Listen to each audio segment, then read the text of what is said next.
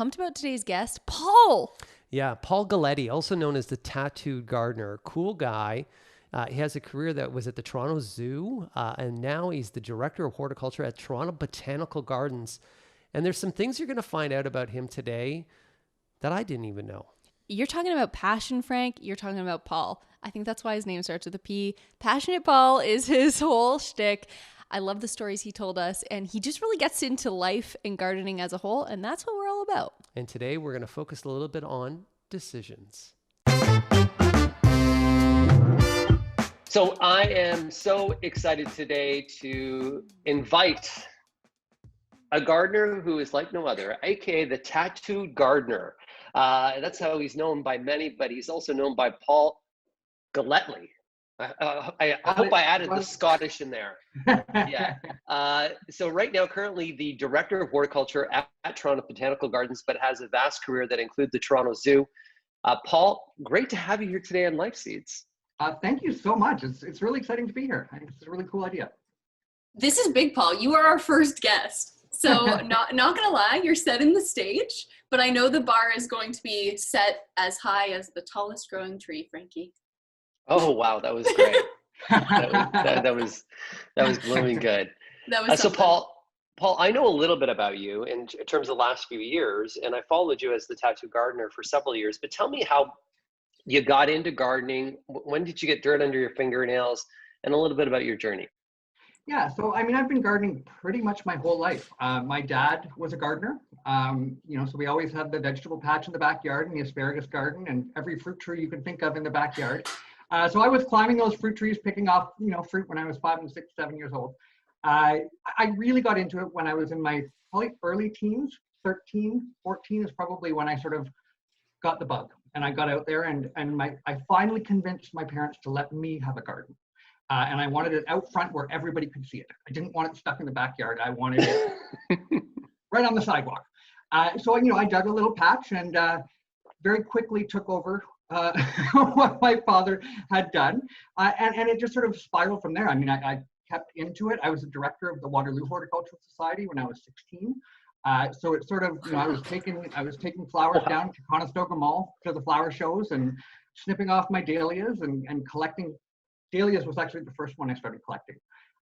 And it just sort of kept going. I got out of the industry for a while and now I'm back in.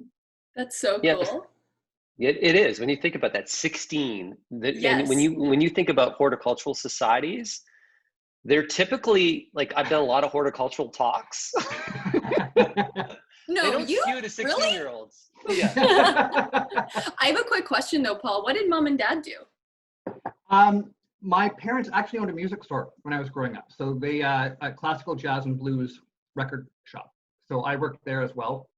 As a teenager, music was always a big part of sort of my life as well. And they work really well together. Music and horticulture go hand in hand. I've heard that plants grow well with music. Is that a myth? Have you ever heard that? I've heard that if it's country music, they just grow to get out of the house. So I'm not sure which, it sort of depends what you're playing, I guess. Oh my gosh, that's so good. And I got to make a recommendation to you, Paul, too. I just recently on Netflix watched a documentary called The Creative Brain. And The Creative Brain is a documentary that talks about creativity and actually talks about music and talks about jazz and blues.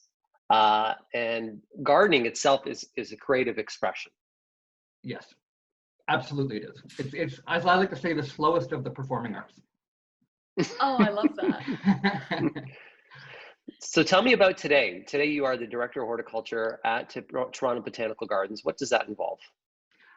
It involves me being really lucky, to be totally honest. I get to sort of immerse myself in plants and gardens and passionate people every day. I get up in the morning, I walk around my garden. At sunrise, I'm out there checking it out. That's the best time to see gardens and best time to take photos. Hop in the car, spend the day in the botanical gardens. Really inspiring people and connecting them, with nature and with plants. And the job is interesting. I mean, you get to meet people that you never would think of in horticulture. And what I love about our garden is that it doesn't exclude anyone. There are people that are 2 and there are people that are 98. And they all walk through the garden the same way, and they all stop at the same plants and take photos and talk about them, and really connect with each other, but also connect with plants. I've seen a woman whose mother clearly had Alzheimer's or dementia, and they were walking through the garden. She said, "Do you remember we used to have this in our house?" And then, the mother would, sort of nod her head, and they were using the garden to reconnect and to have memories. And I think that was so inspiring to me, that it's not just a pretty place to spend time, that, plants are locked into people's memories their whole lives. There are roses that you smell. For me, it's mock oranges. My grandparents had mock oranges outside their windows, and they did that on purpose. So in the spring, they'd open the window and the fragrance would come through. Mm-hmm. I can't walk by a mock orange now without remembering that. I love that you brought that up, because friends of our family, one of them passed away, but the woman in the couple had given my mom this cactus. And what was it? It was a Christmas cactus. Is that the right term? With the pink flowers. And just, it's so odd, Paul, because every time it flowers, we thought this thing was on death's door. My dad just clipped it right back, and it just came back blooming like crazy, and it just felt like Norma was there. And there's just something so special about that. There really is, and even working at the zoo, I saw families where the husband was from Africa and his wife was Canadian or, from somewhere else. Their kids had never really been back to Africa. You could tell by the way they were talking. And they were standing by the Sansevierias. And he said, "I can't believe these are weeds at home. My mother pulls these out and throws them in the like he was amazed that we were potting these things up and growing them. But he was able to tell that story to his kids.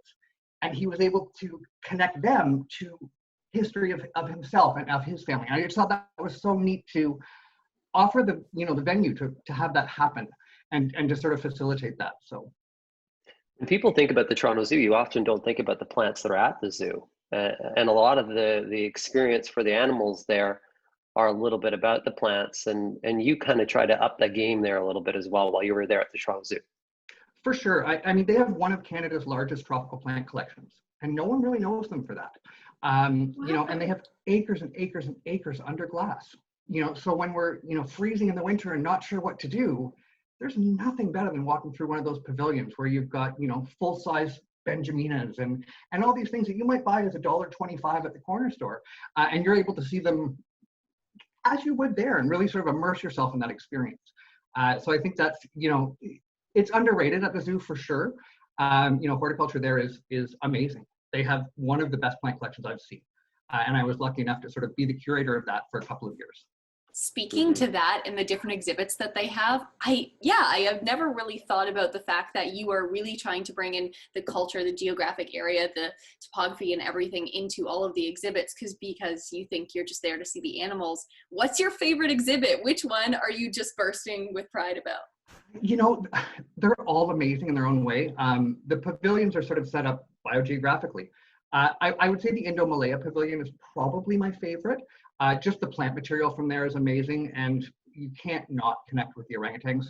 You can't help but not. So, Poopy, who's there, who's do you relate with them? Is that why? Sorry, I relate to them perfectly. They have a female there that's been there forever. She's like 50-something years old, and she used to blow me kisses.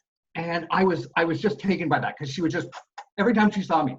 And I talked to a keeper one time, and she said, "Oh, it's because you have facial hair." And I went, "Oh, that makes sense. I look like a freaking orangutan." So I guess that's why she was always at me. But I still took it. I'll take the kisses when I can get them. Oh my gosh. So tell me a little bit about the role of Director of Horticulture at the zoo. First, I want to talk about that at the zoo because I know people listening to this would want to know what jobs there are in horticulture. And so what does a Director of Horticultural do at the zoo? And then what are you doing currently? Kind of the difference. Yeah, so at the zoo, I was actually a curatorial gardener. So I sort of managed the plant collection. So I did a lot of sourcing. As you can imagine, if you're buying African plants, they don't always come easily. You don't always find them at garden centers or things like that. So I would source them directly from a company in Africa.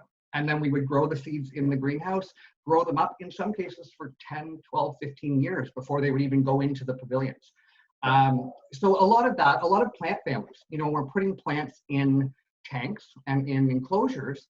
We need to make sure they're not toxic. We need to make sure that's not going to injure the animal in any way. And that's something I have no formal education in horticulture. So for me, that was a big jump out of my comfort zone. And I was mortified of making a mistake, which is a good thing, because I really did the deep dives into the different plant families and learned about them and things like that. I also wanted to be biogeographically sensitive. If we have dart frogs from a specific area in South America, I don't want to pull plants from a completely different area. Most people wouldn't know the difference. They would just see the frogs, and as you mentioned, they're there to see the animals. But once I started doing that, the keepers were coming to me and they were like, oh, that tank looks amazing. Thank you, thank you, thank you. And it was just one of those it started to snowball and get better. So a lot of the sourcing, I did exhibit designs. I helped with the amphibian enclosures. We grew a lot of food and stuff for the animals, browse, enrichment. When they get bored, you give them different things. They tear apart Benjamina trees and, bugs eat this. And so there's always stuff happening around plants. There's a really deep connection between animals and plants. You can't really separate that. But when you start to highlight that, which was sort of my job, that's when it starts to make sense. And the world starts making sense and how close we're connected. And how you can make a difference, how one person can make a difference. We brought in an oil palm from, it's African, and it was the only plant I allowed to be planted outside of the pavilion that it should be in. And we planted it in the Indonesian pavilion. And it's because they are clearing the land to plant these as a cash crop, which is the palm oil, and that's why it's so important to buy sustainably sourced palm oil and support companies that do. So I was able to draw that education for everybody and have this there. This is what's doing it. This is what's killing, the forests and all of the things that are happening there. And then to tie that back to plants, we had the corpse flower that flowered. Yeah. I have the tattoo. I've worked with 4 of them now. It's such a cool plant family. And when you have a plant that flowers every 5, 6, 7, 10 years for it to flower first, and it only flowers for 2 nights, and it heats up the human body temperature, you start digging into this. It's like, that's really cool. That's a really neat, and it stinks like the high heaven. It's disgusting. Yeah. In the most amazing way. Like I always tell people, it's like the most amazing, worst experience of your life. I think we've all seen a corpse flower, right? They're starting to come around. Yeah, they're coming around a lot more frequently. They just had one in Hamilton last week. It was beautiful. Yeah. So, I think it's amazing to watch people connect to a plant. The zoo wasn't sure whether they should have an exhibit around the corpse flower. You have to open late. There was a lot that went into that. Think about the logistics of opening a zoo that normally closes at 9, keeping it open until midnight. Everything goes with that, lighting, all that. They did it, and I give them credit for that because we threw that event together very quickly. But there were over 1,000 people lined up to get in. Everyone wants to smell a dead body without smelling a dead body. Right. But that, as a horticulturist, that sort of warms my heart. It's like, well, there are people here that still think this is really cool. Paul, it's so clear that you have a passion for this, which is amazing to see, and that there is an endless amount of learning as well. I think so often in life we kind of choose one thing and we think that that's just what it is, but the magic in really just finding passion in life is realizing that off of that one little seed comes so many other sprouts from that. What has been something that has surprised you that you've learned or that you've started to explore more of that you never even knew about when you were getting into this? I think for me, it's funny. I was always afraid to go into horticulture. I was always afraid I would lose the interest and the passion I have for it if I had to do it every day.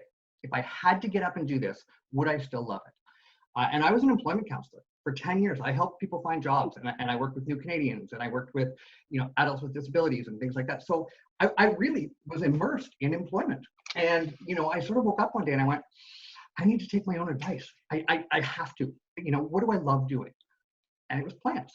And it was horticulture. And, this was about 10 years ago. I took a step out of my career, had no idea where it was going to take me. But I went to Plant World, and I became a part-time sales rep at Plant World. And it snowballed. Within 8 years, I'm now director of horticulture. So, I think the doors that you open that you have no idea and you're scared and, you're not sure if you're making the right decisions, I think that's the best ones to take. And, it will open another door and it will open another window. And, you know, it's sort of, I swore when I got the job at the zoo, that was my dream job. That's the job I wanted since I was in public school. And I thought I'd be there for life. I honestly thought that would be my job. And it wasn't. I mean, I loved it. My experience was amazing at the zoo, but there were bigger things. And, you know, with the Toronto Botanical Garden, we have a major expansion coming up in the next couple of years. We're going from 4 acres to 36 acres. To be part of that and to be part of the experience of bringing a garden that's going to connect so many people from now forward, how can I pass that up? You know, how can I possibly step aside? So I went for it, you know, and I thought it was the longest shot in the dark. I honestly did. And then I made it to the 3rd round, and I called my mom, and she's like, "You got this." And I was like, I can't believe, like, I could not believe that it was just coming into play. And I was just being myself. I was just being me, and nerdy plant guy who's been into plants his whole life. And, you know, as a teenager joked about it. Like, kids were like, "Oh, that's an old person thing." And, you know, and it's funny because now those are the same people who message me on Facebook and say, "I have a question. Are you saying?" So, you know, it's sort of like they just needed to catch up. I say that all the time. You know, I used to get teased all the time because I had a huge passion for flowers and plants, and, you know, my background's with my family in that business. And so my nickname Frankie Flowers was a nickname that I used to get teased about. And I say that all the time now. The people who used to tease me and make fun of me are the ones asking for advice right now. They're the ones looking for me to help guide them. And it's kind of like, you know, even at a young age, if your passion's there and it's truly what you love, don't let other people steer you in a different direction. You know, originally I thought I was going to be a lawyer because my family needed a lawyer, and I was the first one to graduate university, and that's what they said. But then I was like, you know what? I love plants. Plants don't talk back. That's the best thing, right? Law, people are going to talk back to me all the time. But I think that's a great lesson, right? Is that even younger people watching this today, you may be teased for something that you want to express. If it's music, creativity, if it's gardening, culinary, don't be afraid. What I'm totally getting from both of your stories too is overcoming that fear of changing direction. Like, being a lawyer, that's so different to what you're doing now, Frankie. And Paul, same thing. I love that you wanted to take your own advice to make that decision. What was that moment of making that decision like? Was it a slow moment of growth to really come to that kind of pivotal change? Or did you just wake up one day and think, no, we got to go for it? A little bit of both, to be honest. I mean, I think we always, when we're passionate about something, it's always in the back of our mind. I think it's always there. It's whether we choose to listen to it and whether we think we'll be successful if we do make that step. I think my biggest lesson has been that there are a million pathways to get wherever you're going. And, you know, education absolutely is one of them. And I would never, you know, put down someone who chooses that path. That wasn't my path. You know, and I remember when I got into this at the level that I'm at now, I was nervous. I was nervous to go in and speak at a university because these people are better educated than I am. They're not. You know, they may have a piece of paper, but I have way more practical knowledge. And, you know, to have someone say, I can't do that because I don't have this, or I can't do that because I didn't go that way, I don't think is true. I think sometimes your path might be longer and it might wind down a different road before it gets there. But in horticulture, there's no one way to do anything. There's 50 ways to do it. And, you know, you can still end up with the same result. So I think that's, you know, really trusting your gut, trusting yourself. And I mean, I've had people support me and be my cheerleaders all along. And, you know, that's really important, is having people tell you can do it, even when you think you can't. You know, but as long as you have those people and you trust yourself, it works out. Mm-hmm. One of the themes for today I wanted to talk about was decisions. And I think one of the hardest things in life, and even the hardest things for a gardener, is to decide on whether it be a plant or whether it be a decision in life. So are you a good decision maker, or are you indecisive? I love that you're wavering on making this decision. I probably am a good decision maker, but I probably wing it a lot more than I should. You know, when and I guess I do that in life too. I mean, when I go to a garden center, my garden is full. Like, if you've ever seen photos, my garden is, I have used every single square inch of my garden. And yet, whenever I go to a garden center, I will still buy 3 more Japanese maples to add to my garden, and I'll worry about it when I get home. And it always works. So I think that's, decisions, absolutely. The garden, they come easier as you get in there and as you sort of develop your garden, as you develop your life, your decisions become easier. And I think, when you're on the right path, that happens. I mean, I wanted to show you guys, this is my entire tub of daylily seeds. I'm a daylily hybridizer. I have no room for any of these. Like, there are 20, 30, 40 packaged seeds in each one. And each daylily seed will give you a different plant. Right. Each one holds genetics different from each other, but similar, like siblings. So how do I choose out of this decision-making which ones I should grow? You grow them all, and then you figure it out. So, and I think that's how you get where you're going, and it works. When I was trying to choose my career, I think that was a lot about it, is you can mull over and decide, oh yeah, for a long time I was actually on the wealth management tour and I was an executive assistant for a wealth manager. So I'd plan his events and I was like, this is so great. And then I started to see people do what I truly wanted to do. And I allowed that envy almost steer me in the direction. Whereas envy, jealousy, we can often look at it as a negative. It actually became my North Star. Is there anyone that you're looking at in horticulture currently that you would see as your North Star, coming from a point of like exploration is learning in your journey versus that solid education? I think one thing I have learned absolutely is that you can learn something from everyone. Yeah. I was schooled by a 5-year-old on carnivorous plants at the zoo. And I learn from Monty Don every time I watch a show. So I think having the open mind to sort of know that there's not one person out there that can't teach you something. And they don't have to be a horticulturist to teach you something. My biggest lesson was when I was 14 or 15. There was an older lady up the road. She's in her 80s at that time. And I used to go up and walk around the garden with her. Every time I see her on our porch, I'd walk up and say hi. And she said, Paul, I've been gardening for 70 something years. That's 60 years longer than you've been around. And she said, you'd think I'd have it right by now. She said, I don't. She said, every year I have a tall thing in front and a short thing in back, or I have 2 colors that don't go well together, or I have 2 things that don't flower when they're supposed to. And she said, I think that's why I love gardening. She said, it's never done. And I've kept that. And I look at my garden now and I'm like, you're not done. It's not the way you necessarily have it end up being. It's sort of like constantly evolving and changing thing. So I think that's that, lesson. I have so much respect for Marjorie Harris. I mean, she is sort of someone, for me, who I have every one of her books. When I went to my first gardening conference, she was the keynote speaker. And I was, a teenager. And I stood in line to have her sign my books. And we're friends now. And I would have never thought that, back when I was a kid. So excited that she signed my books. And I ran home and showed my mom and dad. And they were like, that's nice. And it's so neat to have, someone who's really mentored my career, not my career, but my path, and to be able to sit down in her garden now. And I actually named a daylily after her last year. And I went and planted her garden. And I thought that was such a cool full circle moment for me, was actually being able to take a plant that I had hybridized, named for her, and planted it in her garden. Mm-hmm. There's so many similarities to my life to your life. I'm not formally educated in horticulture as well. How did I learn the most about horticulture was we had a big book at the garden center called the Ortho Problem Solver. And when people would come in with their problems, I would grab their leaf and we'd go walk up to this book and I'd flip through the pages to find out what the leaf was and maybe what the insect causing the problem.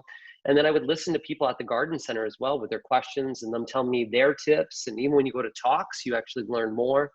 And as you do that frequency and that more and more and more, but every year, even though you think you get it, and if somebody says to you, I have a hosta growing in full sun, there's sometimes a good chance they probably do have a hosta growing in full sun. There is no rights and wrongs, and you'll always be surprised by the garden. You're always, it's kind of like life. Like life is like a box of chocolates. The garden is like that same thing where you never really know what you're going to get based on weather. And sometimes what I love about the garden is tinkering. I call it tinkering. I'm just out there and I tinker. That means I'm just being busy at doing nothing. Yep. There's no shortage of that. One of my favorite quotes by Iris Apfel, now I'm going to butcher the exact wording, but the essence of it is, if you're not interested, you're not interesting. So it doesn't matter what you are passionate about. If you are extremely just dedicated and dove right in, it's interesting to talk about. What are you personally, when it comes to horticulture and growing, what are you just absolutely so engulfed in currently? Currently, I mean, the industry is changing right now. There's a pivot in the industry, and I'm loving it.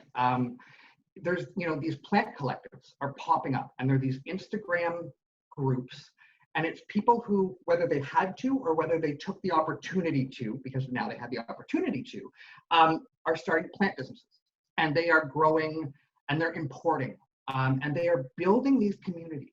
And the communities are thousands and thousands and thousands of people large who are supporting them and who are buying their plants and who are, if they have a problem, they're messaging each other. They're sharing pictures. They're not all going to the garden centers like they used to. They're not all saying, oh, I have to go to White Rose, or, oh, I have to go here. They're reaching out to people in their little community. And, I'm really lucky because I've been able to tap into that. And, my plant collection, I have about 700 plants at home now. Wow. And one of them I paid $3,000 for last week. $3,000 for a plant. What one was it? It's right here. I'll show you. It's sneaking in. It's gonna be like that traveling gnome that just shows up randomly in pictures and stuff. Okay. So this is Philodendron Firebird. I'm Yeah. probably one of the only ones in Canada that has this plant. I was not letting it go. It's been one of my top wish list plants for a lot of years, and I have never seen it cross my path. Never. So I saw it come up on auction, and it was me and there was someone in Vancouver that was bidding on it. And every time he put up a bid, I just went right on top. Like, I was just on it. I was like, I am not letting this go. Like, and we got all the way up to $3,000. And then he just bowed out. He said, it's yours, sir. And so, but this is the sort of thing that, you would never get in a garden center. This is something that a collector has brought in and has either propagated, or this one was actually the plant that she had brought in. But there's so many more plants out there now that we have access to than we have ever had. My parents could pick 3 aglaonemas, and they didn't have the selection that we have now. And this new plant community, they're collectors. And to me, that's exciting. They are not just buying $2 plants. They're buying thousands and thousands of dollars worth of plants, and they're taking care of them really well. I mean, I've gone into some of these people's houses, and my jaw hits the floor. I'm like, my plants never look that good. What are you doing? And they're so happy to share that knowledge. And I think, as a horticulturist, that warms my heart and gives me hope that, this will still continue. It's just going to be different than it has been leading up to now. If you guys are listening just audio version, we'll be sure to put a picture of that on @LifeSeeds podcast on Instagram, because I'm sure everyone's thinking, what does this thing look like? $3,000 plant. It's funny, when I was in New York City, I think it was 4 years ago, and I was there, and my son was really into shoes, collecting shoes at the time. And so I went into New York City, and I saw one of the stores there had a pair of Nike shoes for $60,000. And I was like, but the way that they displayed the shoe, the way that so I got back to Ontario, and I had a discussion with my uncle, and then also a discussion with Terra Nurseries, which is Andrew at Terra. And I said, you know what, I could see people getting more into plant collectors as long as you you prop the plant up, you tell the story of the plant, you tell why it's unique, you tell why it could be one of very few. It is indeed, like, people have collected stamps, they've collected these things, but a plant is something that will always continue to give. So I'm happy, as you are, to see that people are collecting plants, and I think it's only going to get bigger. And I think, and people have been collecting plants for hundreds of years, though, too. Yeah, no, but this is the jump off point. I think, I've thought a lot about it, and I've talked to a lot of people. What happens when COVID's over and everybody goes back to work? Do they still love the plants that have really connected them with nature, or do they get busy again and sort of forget about them? And I don't think that's going to happen. I think people have realized that connection, and they've realized that they can nurture something and grow something, and that it works, and that they react when you take care of them. That's what it's all about. And in Toronto especially, we have all these little boxes in the sky where people don't have a connection to nature. They can't just walk down the road and go for a walk through the forest. They, they have to take TTC somewhere or something. So, this is really their way to connect with nature. And I think now that they have that connection, I don't see that getting any smaller. The downside is the responsibly sourced plants. We talk about the philodendron spiritus sancti. There's like 6 of them left in the wild, and they had to build a fence and buy the land so that no one would poach them. And the more and more people that are importing, if they're not doing their checking, where are you growing this? Where are you getting this? Is this responsibly sourced? Is this from your own farm? We all have to ask those questions as importers. We have to understand that what we're getting is okay. And that, it does matter what happened before it got to you. If it's not, I don't go there. I really don't. If you can't tell me where that came from, I'm sorry. I don't care if I want it this much. I'm not buying it. And That I is think so that's interesting. where we have to be responsible. Wow. It's like blood diamonds. It's the same kind of story. It doesn't matter if there's money somewhere, there are people that will try to take opportunity and do bad things. And people don't think plants are worth a lot, but it's unbelievable what plants that are desired are worth. And what makes them desirable. That's the thing, right? If we look at Monstera albos, I mean, 2-3 years ago, you could get one for $70, and most people wouldn't pay you for them. They're going for thousands of dollars now, and nothing really changed other than the fact that there's a bunch more people in the industry, and some people started posting some really good pictures of them. And I have to have that, Yeah, I want to turn this guy. See, there, I just sort of I should make this my background, guys. That's awesome. There you go. That's fantastic. Here, I just got a little jade right beside me. And, Oh yeah, we gotta show that we're playing. I got like aloe vera hanging out. I'll just hold my Sansevieria while we're chatting. My Monstera is over in the other room. Paul, Plants unprayed. Yeah, it's kind of fun. Yeah. I love that you mentioned just bringing those plants indoors. I've been doing a lot of research on hygge, which is one of the main words in Denmark, and the Danish, some of the happiest people in the world. And one of the concepts within hygge, it's a lot of things. It's basically evoking a feeling of coziness. But one of the pivotal things to embrace hygge inside your home is bringing the outdoors in.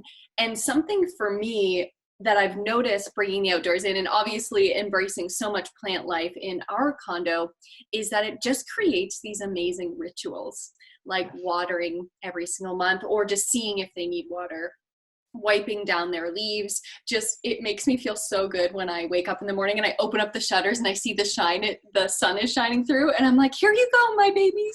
Like, is there any ritual that you really feel is just something that fills your heart, or something that you would suggest that a new plant owner might really notice when they first kind of bring in some houseplants? I think, don't assume it's the schedule. I think so many people think I'm going to water every Saturday. The entire life of this plant, I'm going to water every Saturday. And then, and I'm going to give it this really big pot. It's going to grow into it. It's only this big now, but it's going to grow into this giant pot. And then it dies. And everyone's like, but I gave it a new pot and I was watering it every week. And you killed it. You killed it. But let me tell you why. And then, so I think really doing the research, I enjoy doing the research into the plants that I have. Where did this plant come from? What conditions does it have where it grew? I have had terrible luck. My entire life, I have killed every single begonia I have ever bought in my entire life. So this year I imported about $1,200 worth of begonias from Hong Kong. And I'm like, Paul, you're crazy. Like, this is stupid. What are you doing? You kill all of these things.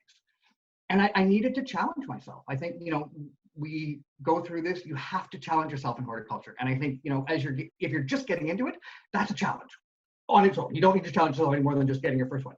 But when you've been doing this for 30 years, that challenge becomes a little more difficult to find. So they have this begonia Darth Vaderiana. It's actually called Darth Vaderiana. And, so I started looking at it, and it's this black leaf begonia. It's beautiful. So I bought one. Literally within 2 days, it was dead. I was like, okay, that didn't work. And it was not cheap. Like but I've heard, I got emails from people going, Paul, begonia growers kill this plant. Mm-hmm. What are you doing? And I'm like, I'm going to do it.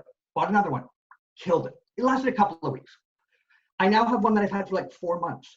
So, it's like, don't give up. If you kill something, I've killed more plants than most people have ever bought. Yes. People are so afraid to kill a plant. And no, I'm not advocating to kill your plants, but that's when you learn. And I think if you really like the plant, you're going to try again, and you're going to try something different than you did last time. And maybe that's your lesson. And now you're going to have that plant forever. So research. It's so easy to get information now. Just make sure your source is reliable. Go to people like Frank, go to people, Marjorie Harris, go to people like myself who have been doing this, and check into the books, check into the websites, send an email. I try and respond to every email I get at the Tattooed Gardener, and I have 10 million people that my posts hit a month now. And I still try and reply, and sometimes they're like, I'm so sorry to bother you with this question, and I'm like, it's no bother. Knowledge is nothing if you don't share it. And I think, what's the point? I've learned that lesson. So please let me help you. Let me answer that question for you. And then guess what? When somebody asks you that question 5 years down the road, pass that along. And that's all I want. So I think that's, really just understanding and being good about it. You speak a lot right there about failing. And we, I kill, if you ever grown a plant, you kill the plant. That's why what I usually do is when I start my talks, I usually ask, has anybody here killed the plant? And if everybody puts up their hands, then I know I have an honest crowd. If nobody puts up their hands, I call them all liars. It's true, he does do that. You guys are liars. Because if you ever grown a plant, you've killed the plant. The fear of failure is something that holds us all back, whether it's in the garden or whether it's in life.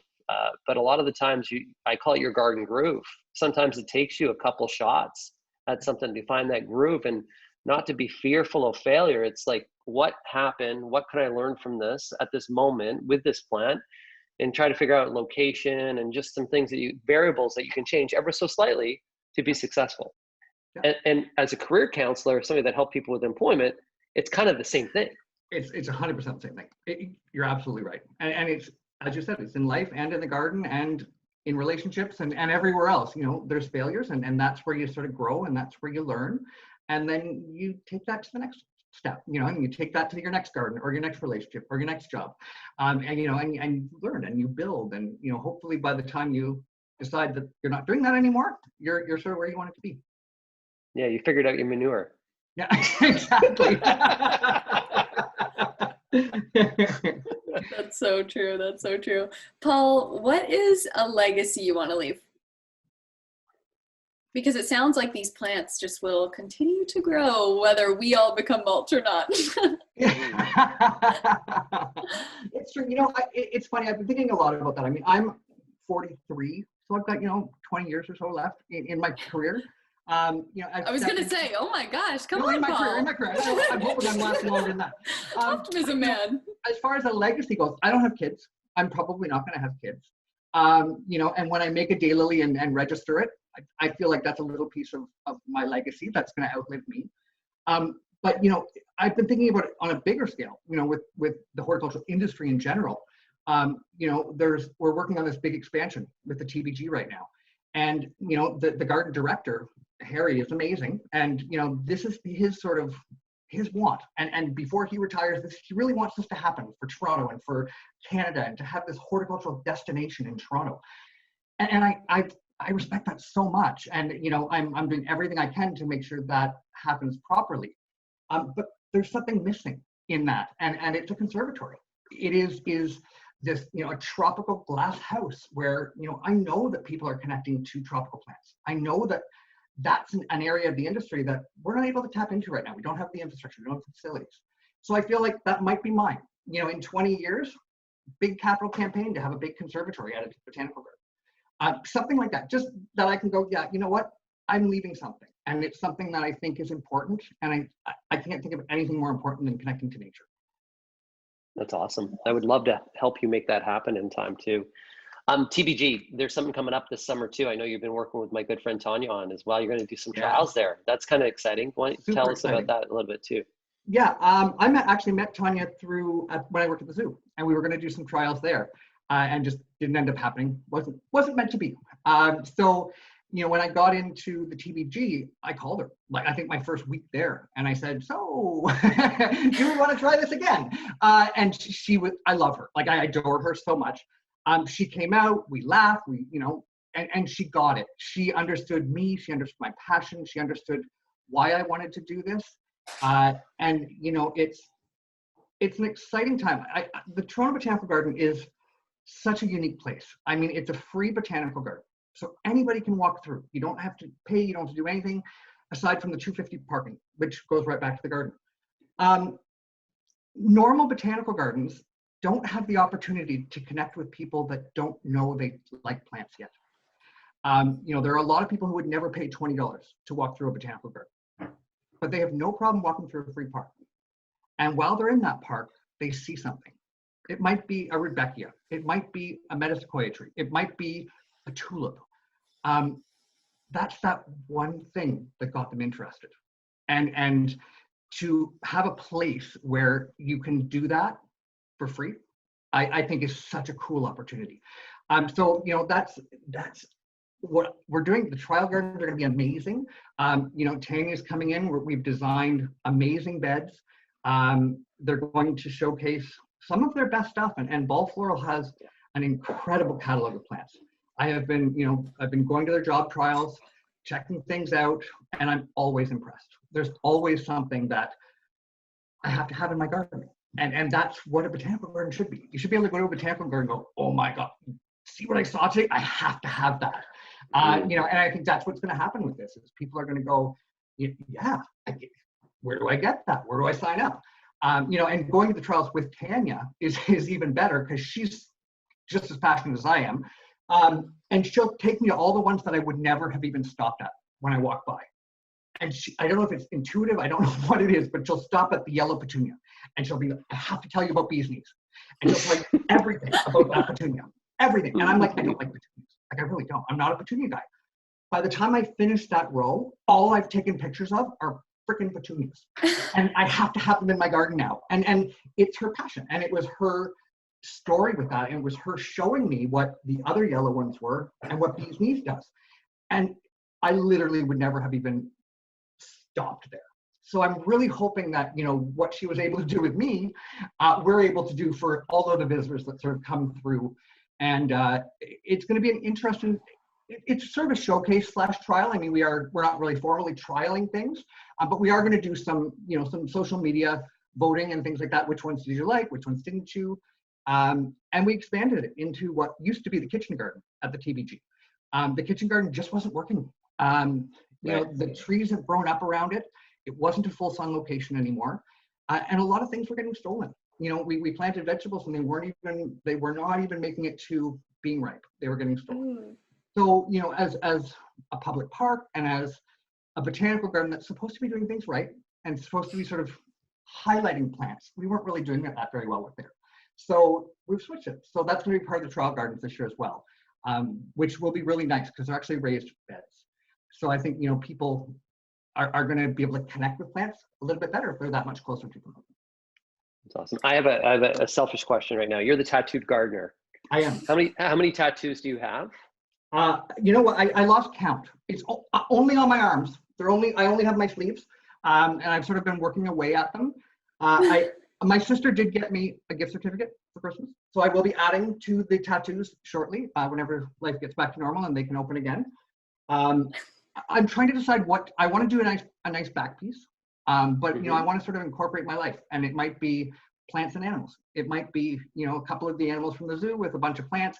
I have very few plant tattoos. I have a lotus, which is a plant that I absolutely love, and I have in my garden, and I take a billion photos with it when it flowers. And the corpse flower, the stinky penis flower that's on my arm, and that's those are the two things that I have, and everyone thinks that's hilarious that I went and got that tattoo, but it was such a pinnacle moment in my life and my career, was becoming the celebrity wife for that flower. I mean, I did interviews across Canada, into the States, in Europe, they were interviewing me on the news. It was a big deal. I met the Governor General of Indonesia, who just, how did you get this diploma? It's so young and it's so small. And so it was really sort of, for me, that pinnacle moment where I can do this. I got this, right? Like I literally got this. And, I've done 4 of them now. So I think that's that's why I have that one. And I'm just trying to, tattoos to me are art. And I don't want to get one that I regret. I don't want to get one that I look at 10 years from and go, why did I do that? I didn't get my first tattoo till I was like 26 or 27.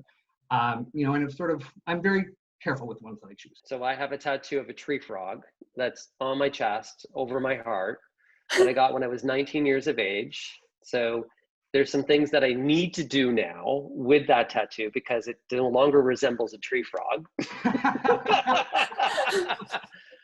So do you use the same artist, and what one would you recommend? This is just, we're having some fun here. Yeah, no, absolutely. You know, my tattoo artist, my original tattoo artist retired. Really, unfortunately, she's still a very good friend of mine and I wish she would do it more. But I've discovered Archive Tattoos, and they are absolutely amazing in Toronto. They are friends of mine who own it, and they are also plant collectors. They have the most amazing cactus collection I've seen in a long time. They actually built a greenhouse in their backyard to keep it going. So I figured, you know, if they're plant people, they've got to be good people. And then I started checking out their art, and I was like, oh, they're good artists too. So, you know, and I think at the end of the day, it's art. That's what good tattoos should be, is art. And you are the canvas. So to find an artist that gets that and puts the time into the designs, and you know that yours is the only one. And I think for me, that's what's after 2020 and 2021, this is like the first year I've always loved tattoos, but I've just never found them for me. But after all of this, I'm like, I think I'm ready. I think I'm ready to go for it. Paul, I have one more question for you from me. I don't know, Frank, if you have more, but my last question that I just really want to know is, what's the greatest lesson that you've learned for life, that you've learned from the garden or plants? I think take risks. Take risks and enjoy the ride. It's not a destination, it's a journey. I am a self-proclaimed zone pusher in the garden. I have a monkey puzzle tree in the garden that has been there 5 years. I have a Paulownia tree that's 25 feet tall. I have Japanese laurel. Sometimes you have to nurture it a little bit more. Sometimes you have to give it a little bit more protection. But if you really want it, it works, and you'll make it work. And I think, you know, that's true in the garden, and that's true in life. I think if you want it enough, let it happen. I love that. I do too. So the Tattoo Gardener, if people want to find out more about you, you have a great blog, you have a great following out there. Do you want to give a little bit of shout out at how people can connect with you? Yeah, plug it. Yeah. For sure. I mean, I'm all over the place. But Facebook is my main platform. So if you check out the Tattooed Gardener there. I do use Instagram as well. So it's _tattooed_gardener is my Instagram. And feel free to send me a message or come and see me at the botanical garden. You know, often in the garden, and we can connect and talk plants. I'll make sure all of that is in the show notes description, and we'll also have all of his links on Instagram at Life Seeds Podcast. Paul, this was amazing. Thank you so much for having me. This was a lot of fun. Yeah, it was great. It was great. And keep blooming. Keep being you. And next time I'll turn my ringer off on the phone too. Thank you so much, Paul. No worries. Thanks, guys. Frank, Paul was so nice. A lot of energy. He spent $3,000 on a plant. Would you spend that much money on a plant? I look at $3,000 and I say to myself, I could buy a lot of plants with $3,000. I'm not at that level yet. I'm not where I would spend $3,000 on a plant. Maybe because I've recently gone through a divorce and I don't have $3,000. Hey, game respects game though, man. That was so great. Question to you guys. Let us know on the podcast page. I think I'll post a little photo, Frank, there saying, would you spend $3,000 on a plant? And we'll see what you guys have to say. Yeah, it's pretty cool. Plant collector, all around great guy. Learned a lot today. And also his kind of journey. Fantastic that he went from an employment counselor to a full-time gardener. I love that you asked him about his tattoos. Yeah, because I need to do something with my tattoo. Can you tell me about why you got that tattoo? Tree frog, 19 years of age. I was really into the environment and gardening even at 19. And I knew that's something that's close to my heart and would never go away, like a tattoo. So that's why I got a tree frog. I know everyone was just itching to ask you that question. Yeah. I left that recording thinking, oh shoot, I should have asked him why, but I'm glad that we're catching up here. I do have a fact check for you. Okay. From our first episode, Okay. you were debating whether or not a seed was viable if you did the water test, and you found... Yeah, so the water test is when you're supposed to take your seeds and you put them in water for 15 minutes, and if it sinks or floats, which one is viable? And this is the time in life where if it sinks, it's good. It's a good thing. It's good. It's a good thing. So if your seed sinks, that means it's viable. Go ahead and plant. But if it floats, let those guys float away because they won't germinate today. I really like that a lot. Okay, last but not least, guys, this is our first episode with an actual guest. Let us know how we did. Let us know only good things, though. We're very sensitive. No, I'm We're fine with plant people. manure. You can tell me your manure. There's no problem. If you do want to tell us something about the podcast, you can rate and review us, right, Frank? Yeah, rate and review us. And whatever the rating is, I think it's 5-star. I think we're 5-star. You guys can find us at Life Seeds Podcast on Instagram. And of course, next week on Wednesday, when we discover a new topic with life and growing. Yeah, no weeds in our life.